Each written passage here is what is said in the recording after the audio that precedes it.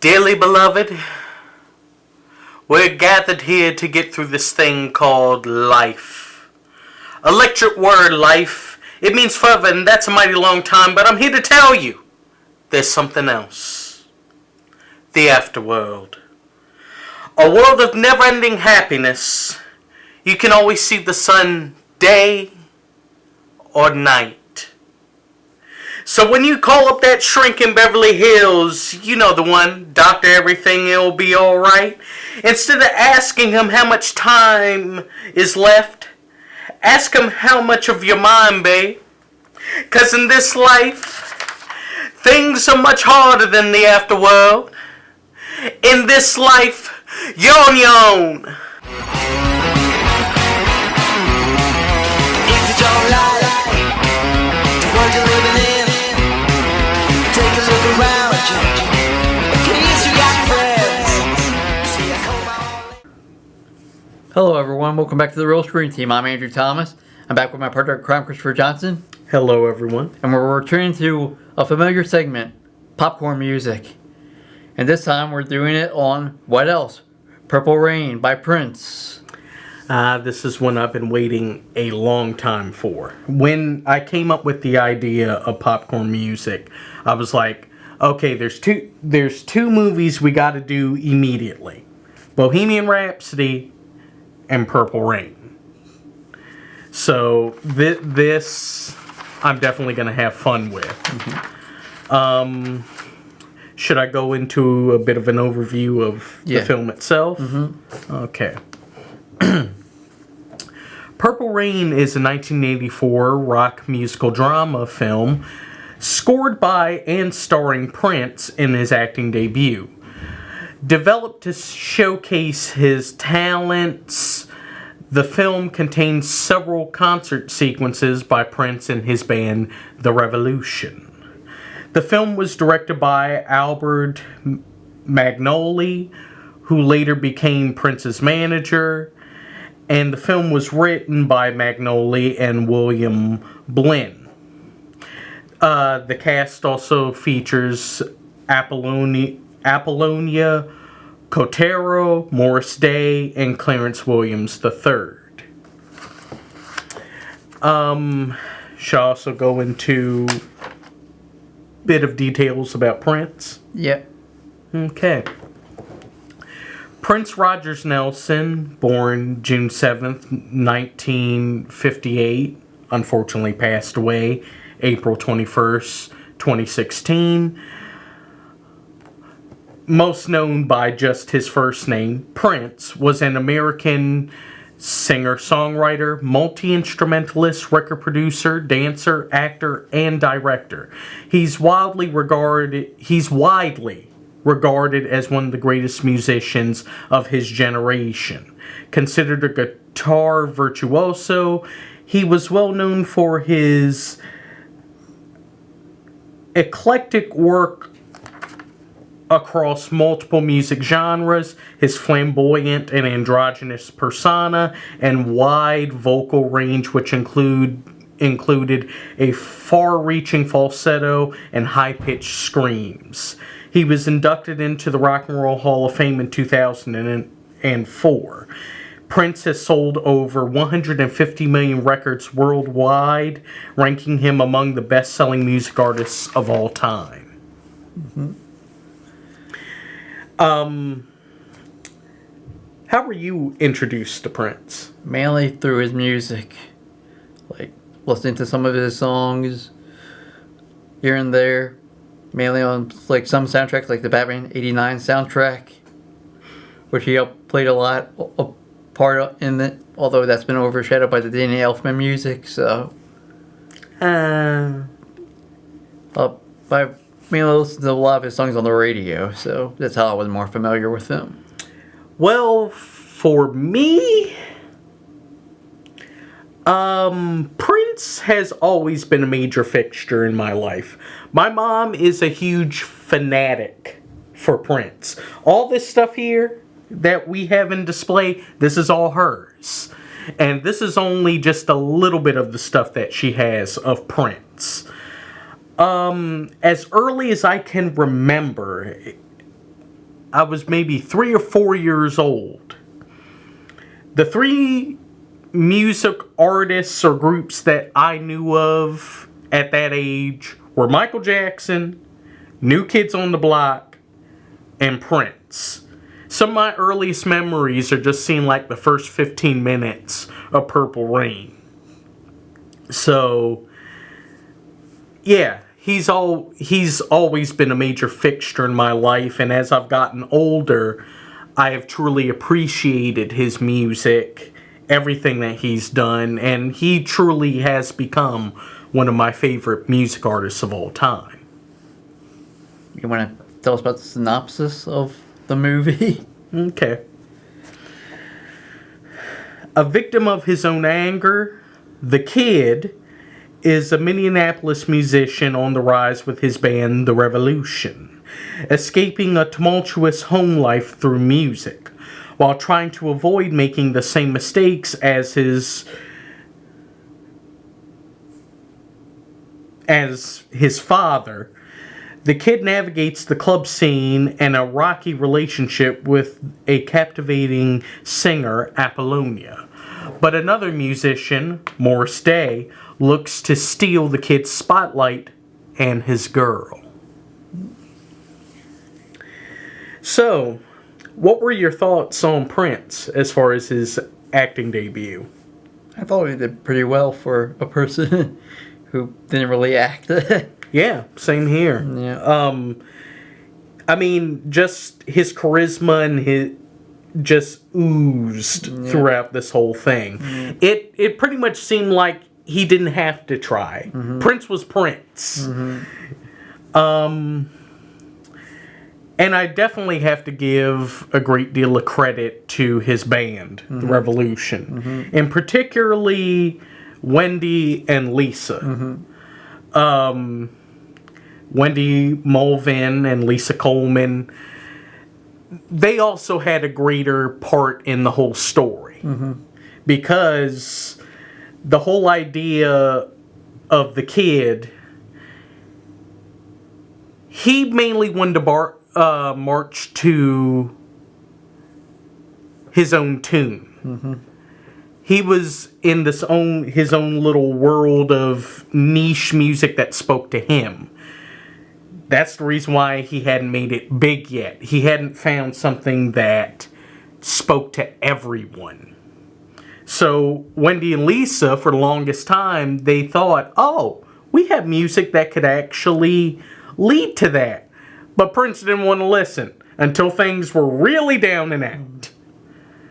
I mean, how many times did they try to tell this man, why don't you give our stuff a chance? Maybe it'll appeal to everyone. Like, maybe 3 or 4 times in the movie. And every time he brushed them off. But, hey, he did learn to compromise and actually listen. Just took some time. And things get really bad. Really, really bad. Oh, good Lord.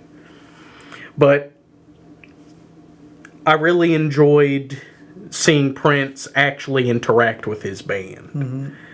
What did you think of Wendy and Lisa? They were pretty good. They had a lot of attitude.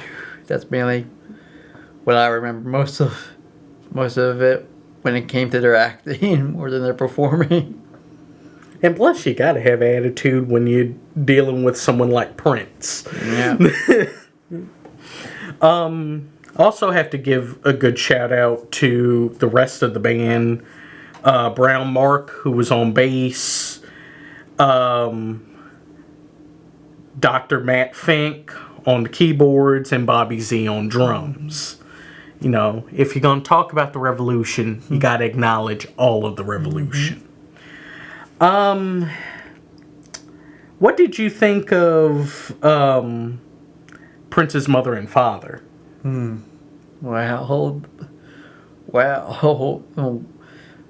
They were back at, well, the actors were good, but things got Yeah. very, very uncomfortable. Yep. Yeah. Yeah, especially if they're a love-hate relationship with each Yeah. other. Yeah. I mean, things got dark. Yeah. Oof. But yeah, Olga Karlatos and Clarence Williams III both did fantastic. Even though I do have to admit sometimes you could not fully understand what Clarence was saying. Yeah. But they definitely did a good job with bringing a lot more of the drama and into this film. And really, that relationship is kind of the driving force for quite a few songs in this whole movie. Now we got to get to one of the more interesting and one of the more controversial inclusions in this whole film. Apollonia. She's a pretty face. Yeah, pretty face and other things, and that's about it. Yeah. I mean, for what she did in the film, she did okay. Yeah. But I thought her acting was good, it was her singing, not so much. yeah, she actually did a good job as far as acting, but this woman could not sing. She could not. She was a last minute replacement to actually. Originally, it was supposed to be Vanity, who was Prince's girlfriend for quite a long time, and she was the leader of the girl group, Vanity 6. But Prince and Vanity had a falling out, and she left Prince, his whole entourage, and everything, so essentially, Prince and the director had to figure out, who's going to fill in the role that Vanity just left. So, they found Apollonia. I truly wonder what this film would have been like if Vanity had been in it. I think the acting would have been a bit better, and definitely the singing would have been a lot better. Though thank the Lord we only had to deal with one song of Apollonia 6. Even though, why did Prince give them the song Sex Shooter? It doesn't sound right for a woman to sing that song. That sounds like the song he should have sung. And to think this man almost gave them Manic Monday and The Glamorous Life. A fantastic song by the Bangles and a fantastic song by Sheila E. Thank the Lord that did not happen. But now we have to talk about the other charismatic individual. Morris Day. Ah, yes. Morris Day and the Time. Yep. They're pretty much the villains, if you say it. Yeah.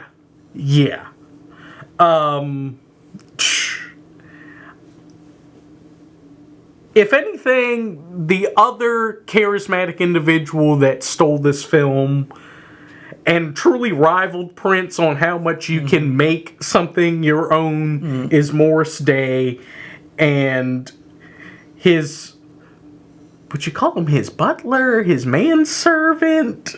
Bodyguard. Yeah, Jerome Bennett. My God, the duo of Morris and Jerome. Just fantastic. And yeah, Morris was a villain. I mean, you were that threatened by the kid in the revolution that you are willing to go and find a girl group, talk to the owner, and be like, hey, maybe we could have something to add some sex appeal. And plus, with me on top, much more people will come in and enjoy the club, listen to the music, because the kid, he's talented, but his music doesn't speak to people. While our music, it speaks to people. Just evil. Yep. And then go and try to steal his girl. And then there's a low blow to Prince at almost the climax. Oh, yeah. Oh, my God. Yeah. When Prince's father ends up in the hospital for very, very dark and sad reasons, Morris, as the rest of the time, is joining him, and they all making fun of Prince. Let's go crazy. He's gonna stop, look Prince directly in the eyes, and ask him, "How's the family?" That was low, Morris. That was low. That was real low. That's messed up. But at least he actually felt bad after he said it. Yeah. So he wasn't completely and all bad. Yep. Though Jerome, on the other hand, why'd you have to throw that woman in the garbage can, in the dumpster? Why'd you have to do that? You didn't need to do that. You didn't need to. Matter of fact, why was there so much assaulting of women in this film? What the heck, 1984? What was up with that? Yep. It's a product of its... Yeah. I mean, Prince... Jerome... His dad. Multiple times. Yeah. Things... Oof. But... let's actually get into some of the really good things about this film. My God, the music performances. Yeah. I liked all the songs on. What would you definitely say was the best performance in this film? My best performance would probably be the climax with like Purple Rain. When he actually, when he got after Morris, acted like a jerk to him, and finally the whole audience got Prince. Yeah. Or the kid. Yeah. That they finally understood his music. They understood him, and he finally made it up to Wendy and Lisa. Because dang it, they deserved it. For me, as far as the best performances, definitely Purple Rain was fantastic. But for me, it's a toss-up between either Let's Go Crazy, which opens up the whole film, or his performance of The Beautiful Ones.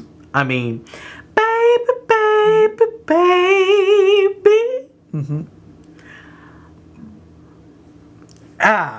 It fantastic.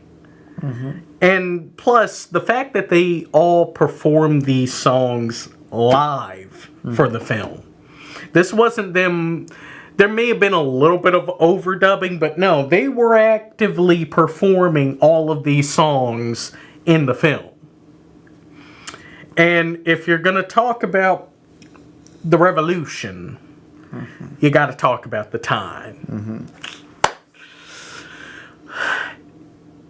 Now I fully understand why Jay and Silent Bob love the song Jungle Love. Yo, I think I wanna know ya.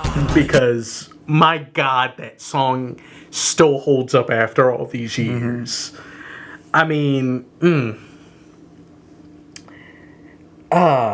Just fantastic. And even The Bird was decent, you know.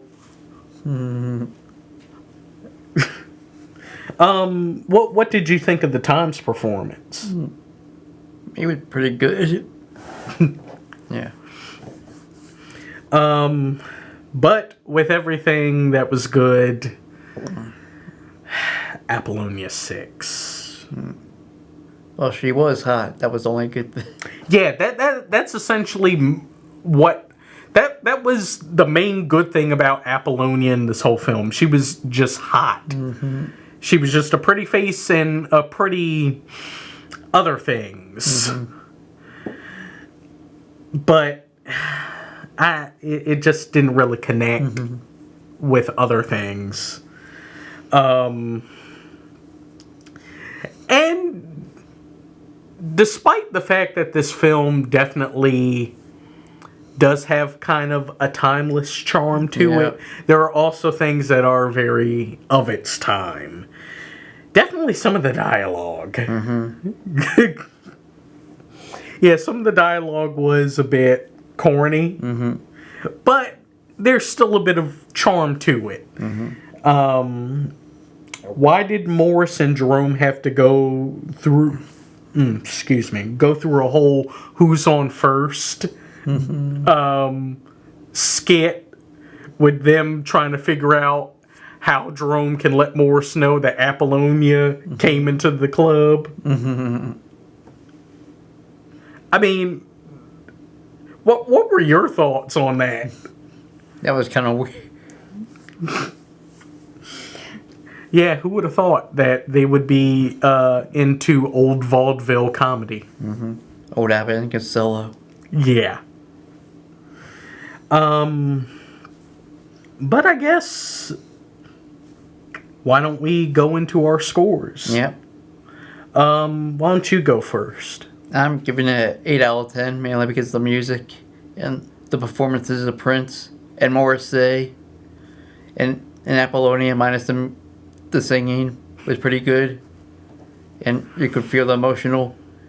There was actually a consistent theme to the movie. I like movies nowadays where they try to start off consistent, especially in rock band videos. They try to start consistent with a story and then they just fly off the handle. Yeah, it falls apart. Yeah. There actually was a narrative here. Yeah. For me, come on, it's a timeless classic. I mean, for the love of God,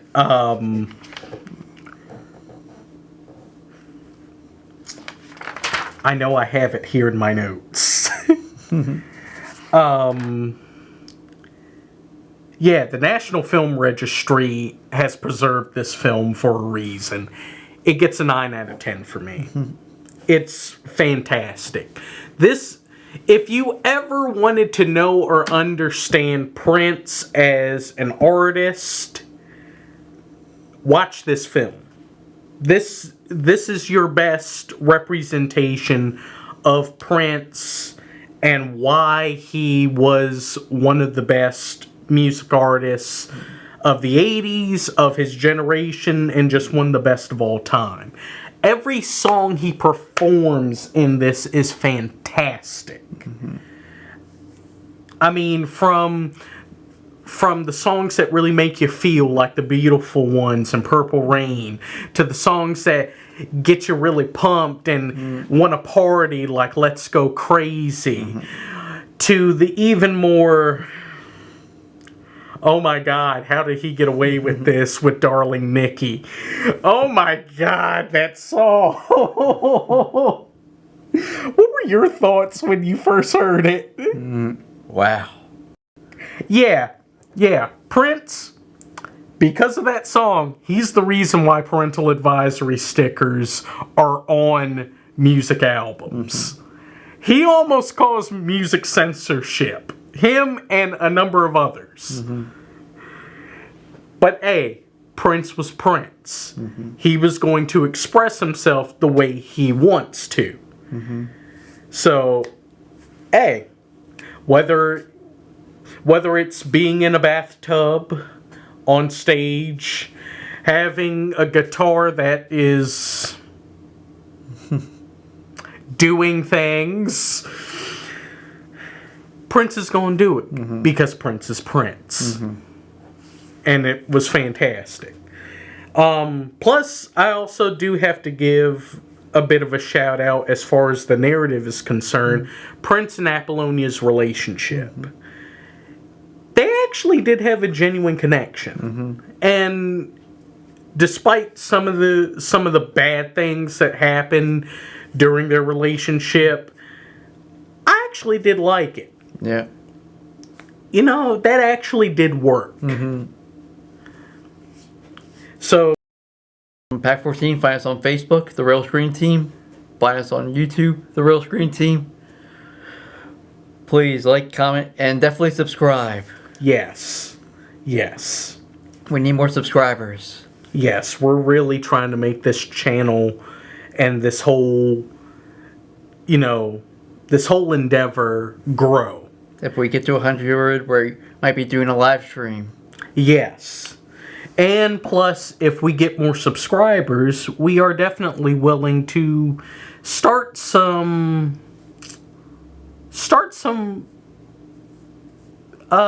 subscriber requests. Mm-hmm. Some, special polls to see what maybe the viewers would like to see every now and again. Mm-hmm. But before we go, we have what's coming out next is another popcorn music. Yes. We are going to be discussing the film Rocket Man. Yeah. When it rolls out. Sure. Thank you all for coming. Definitely come back again. Like, comment, subscribe, and share. It really helps us. Thank you. Let's fade to black.